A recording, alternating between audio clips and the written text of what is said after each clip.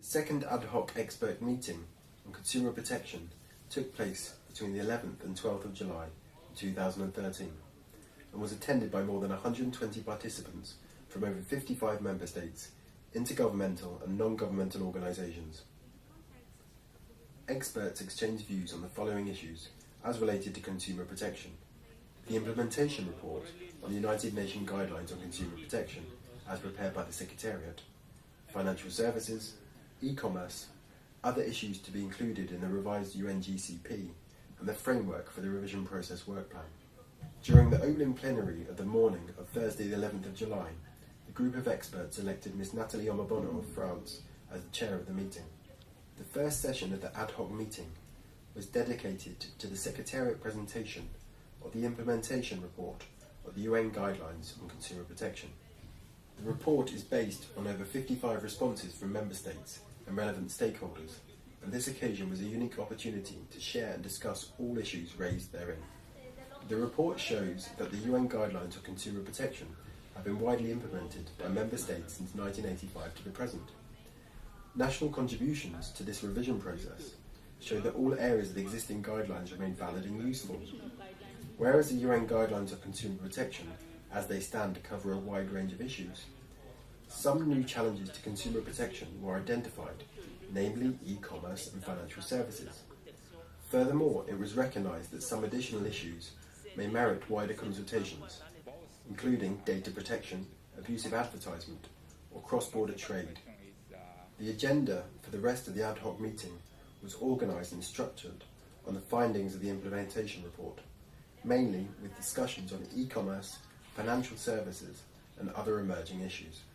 During the session on e-commerce, Georges Tarrant, CEO of the Consumer Agency of Seychelles, provided an introductory presentation on e-commerce and its impact on consumers in developing countries.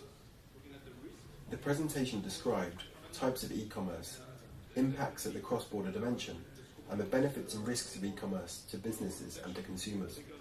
In addition, he discussed consumers' issues such as disclosure of information, consumer redress, and education of consumers in online transactions.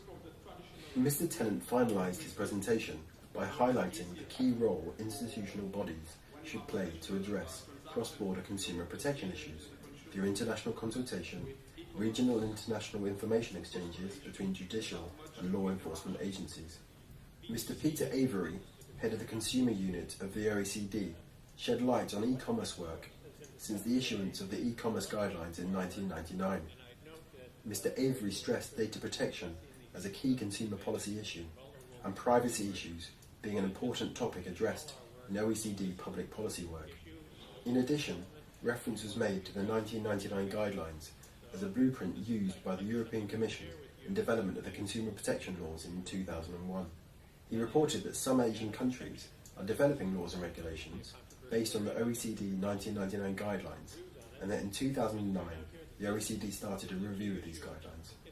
Under the title Financial Services and the UN Guidelines on Consumer Protection, Ms. Altagracia Paulino, Executive Director of the Consumer Protection Agency of the Dominican Republic, delivered an introductory presentation to the session New Issues, Financial Services.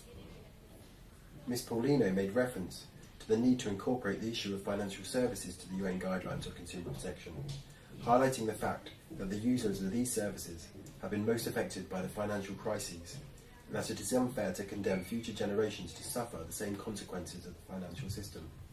Ms. Paulino said it is necessary for governments to ensure transparency with fair and equitable financial services, to ensure access to credit for all sectors of society without discrimination, to eliminate credit contracts containing unfair terms, to punish those guilty of bank crises, establish new regulatory rules with user involvement, and to create agencies specialised in the protection of financial service users. Mike Chapman, Senior Policy Expert of the OECD Financial Education and Consumer Protection Unit, delivered the second presentation of the session, entitled The G20 OECD High-Level Principles on Financial Consumer Protection.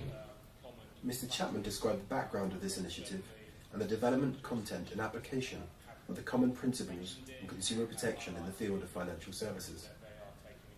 As key messages of his presentation, Mr. Chapman highlighted the need to ensure trust and confidence in the financial system and to facilitate access to appropriate and affordable financial products and services. Also, he pointed out that the G20 OECD high-level principles are interconnected and cross-sectoral and work best when supported and complemented by financial inclusion and financial education. Finally, he argued that a holistic approach is appropriate, that the G20 OECD high-level principles are the only international instrument on financial consumer protection, and that the key lesson learned in view of the UN process that there is no need to reinvent the wheel and to take advantage of these advancements by the G20 and OECD. The opening presentation in the session of other issues was made by Ms. Connie Lau, former Chief Executive of the Hong Kong Consumer Council. Her presentation addressed the current issues concerning the UN guidelines on consumer protection and underlined the importance of finding consensus on the term consumer protection and on principles of its application. She proposed that a major feature of the revision of the guidelines should be such that it reflects a wider, more holistic, as well as more comprehensive approach.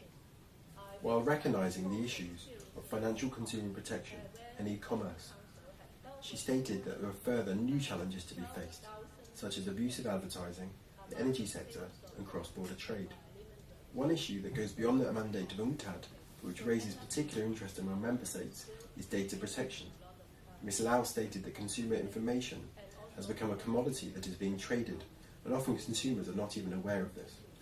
She spoke of the necessity of further examination of the need to protect consumers' cross-border transactions, information exchange on national policies, and the level of cooperation in the implementation of consumer protection policies.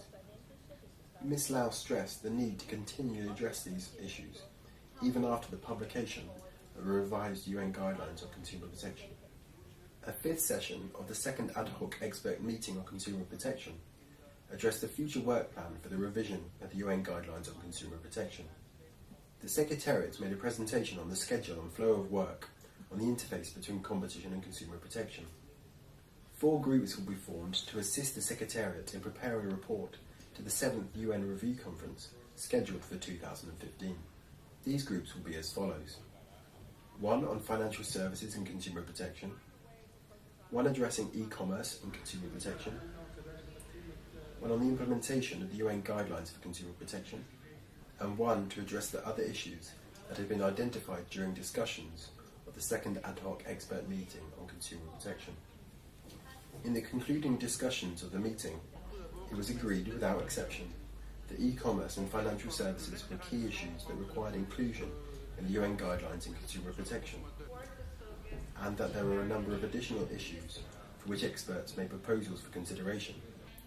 These included data protection, cross-border trade, tourism, collective proceedings and class actions, principle of integration with other governmental bodies, public and universal services, energy, transport, real estate, access to knowledge and abusive advertising. Of these issues, many experts disagreed on the degree